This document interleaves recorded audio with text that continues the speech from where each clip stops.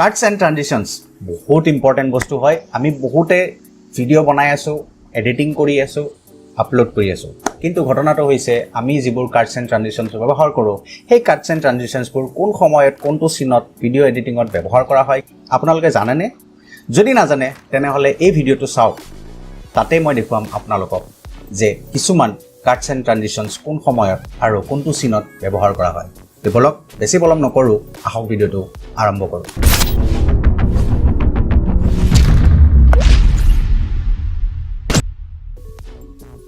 জাম্পকাট generally ব্যৱহাৰ কৰা হয় এটা দীঘলীয়া চিন চমুকৈ যদি আপোনালোকে দেখুৱাব বিচাৰে তেনেহ'লে তাৰ কিছু মাজৰ চিনবোৰ কাট লগাই পেলাই চমুকৈ দেখুৱাটোকে জাম্পকাট বুলি কোৱা হয় ইয়াতে কেইটামান মই আপোনালোকক এক্সাম্পল দেখুৱাই দিছোঁ আপোনালোকে চাব পাৰে জাম্পকাটটো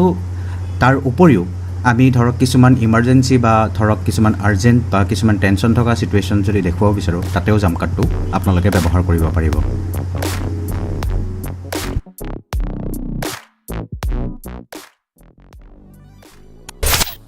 স্মেছ কাটছ ব্যৱহাৰ কৰা হয় কিছুমান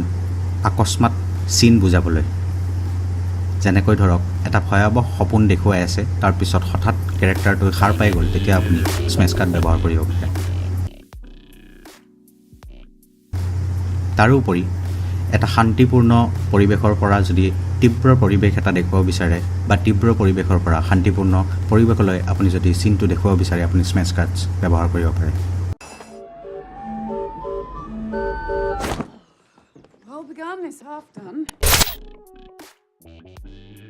ফেড ইন ফেড আউট আৰু dissolve fade in fade out অৰ্থাৎ কলা স্ক্ৰীণৰ পৰা আপোনাৰ চিনলৈ অহা বা আপোনাৰ চিনৰ পৰা কলা স্ক্ৰীণলৈ পৰিৱৰ্তিত হোৱাতকৈ ফেড ইন ফেড আউট বুলি কোৱা হয় আৰু ডিজলভটো হৈছে আপুনি এটা চিনৰ পৰা আনটো চিনলৈ দুটাকে অট'মেটিকেলি মিক্স হৈ যোৱাটোকে ডিজলভ বুলি কোৱা হয়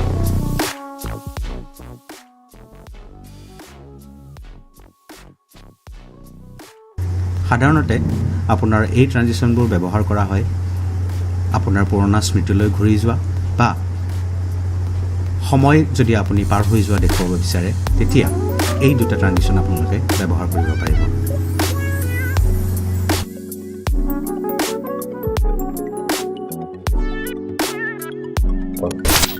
চ' ফাইনেলি আজিলৈ ইমানেই যদি ভিডিঅ'টো ভাল লাগিলে তেনেহ'লে নাপাহৰিব এটা সেই ৰঙা বাটন দিয়া আছে সেই বাটনটো ক্লিক কৰি পেলাই আপোনালোকে মোৰ চেনেলটো ছাবস্ক্ৰাইব কৰিব পাৰিব আৰু তাৰ কাষত থকা বেল আইকনটোত ক্লিক কৰিবলৈ নাপাহৰিব যাতে নেক্সট টাইম মই আকৌ ভিডিঅ' দিলে আপোনালোকে নটিফিকেশ্যন অট'মেটিকেলি পাই যায়